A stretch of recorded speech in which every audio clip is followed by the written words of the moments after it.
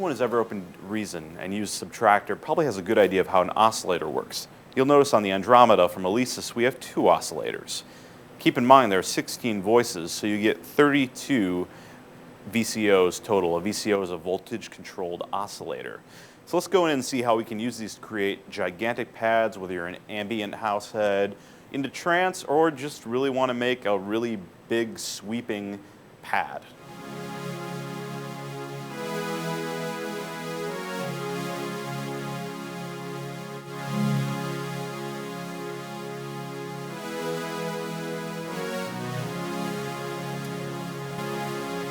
So here we have our 2 oscillators.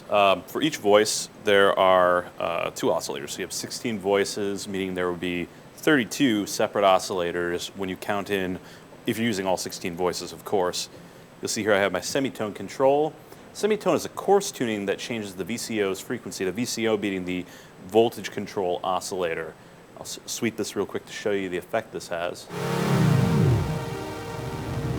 Let's turn down oscillator 2 so you can really hear it.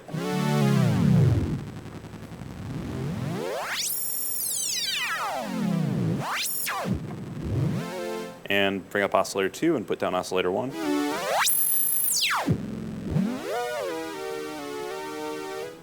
Let's bring oscillator 1 back up again. You'll see we also have sense control. This is a more precise form of tuning, and you can use this to detune your synths to create a trance effect. If I take it positive in the one direction and negative in the other, you'll see it says here the negative sense, and if I go positive, it'll pop up to positive.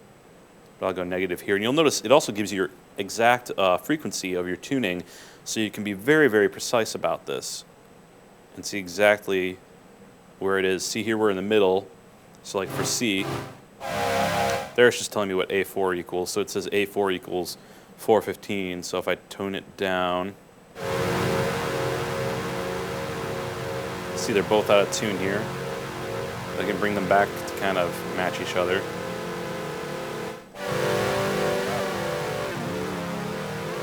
Make sure these are both at the right place.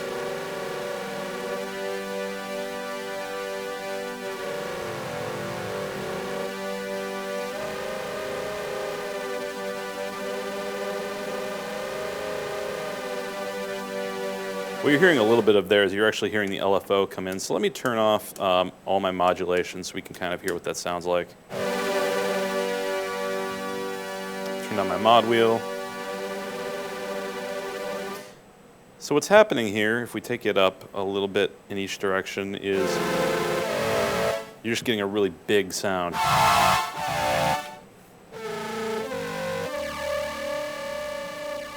What I've done there is turned off the chord, so it stops playing auto chord.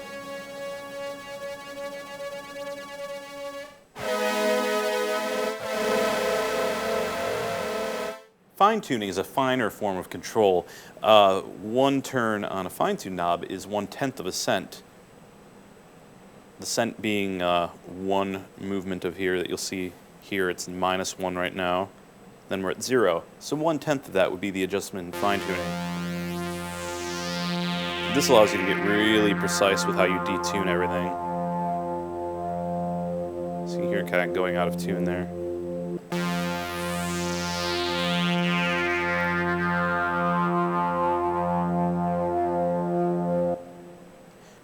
Moving on to semitones, you'll hear our normal sound of a detuned oscillator 2 up and oscillator 1 down. Sounds like this.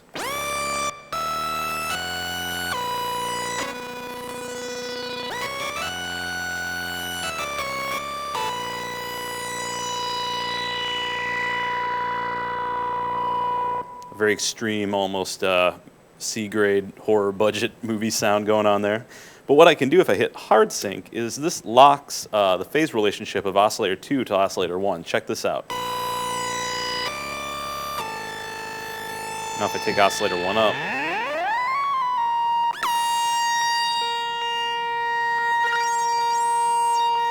notice how what's happening here is it locks the phase relationship. However, by turning oscillator 2, I can create different harmonics.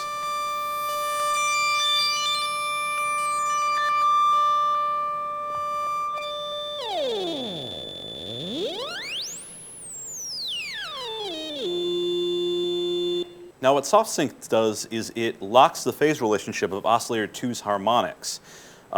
Here, I'll show you. If I turn oscillator 1 up 1 to 5 semitones, you can see your semitones here in the window. It says 5 right there. I'll turn this to 0. You'll know this is at 0 when this turns green. Now switch over to soft.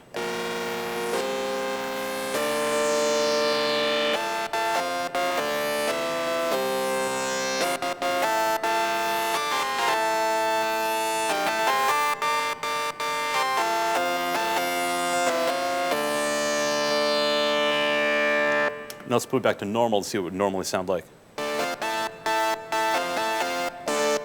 And back to soft. And then turn it more.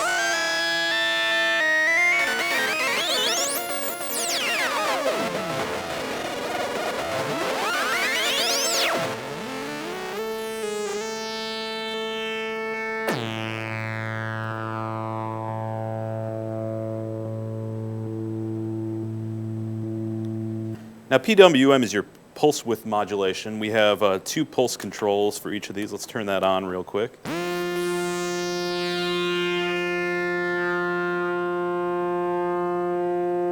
Now pulse width can be controlled by any major parameter. If you bring it up in the window here, if I hit pulse, the pulse width control, you'll see I can actually go in here and change up what it's applied to. So like here I can assign the saw wave. I've got different, like I can send it to oscillator 2.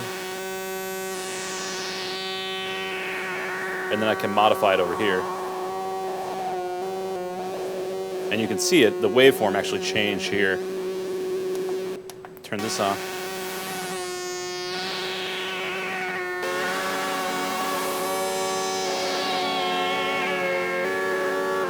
Then we have FM modulation. Oscillator 2 FM determines to what extent oscillator 2 is modulating oscillator 1. So I'll show you what that does real quick. You'll see here we have oscillator 2 FM. So like for example, let's turn on oscillator 2 real quick. So that's oscillator 2. Oscillator 1 sounds like this right now. And that's oscillator 2. So if I turn up, okay, let me turn this off and turn up oscillator 1 real quick. Okay, so if I turn oscillator 2 FM on,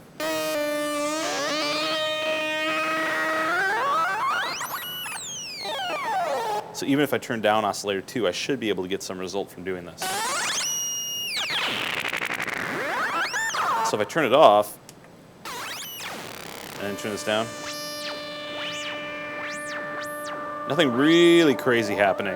But then I turn this up, turn the modulation on.